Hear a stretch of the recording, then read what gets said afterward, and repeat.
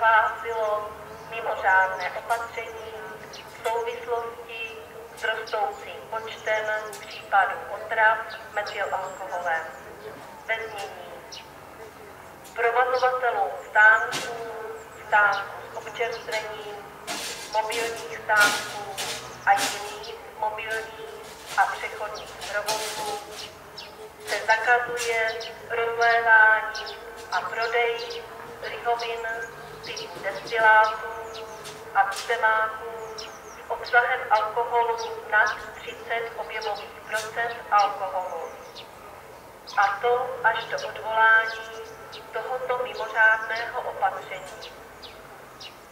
Žádáme občany, aby v případě zjištění rozlévání a prodeje uvedených lihovin neprodleně informovali Policii České republiky na lince 158 nebo městskou policii na lince 156.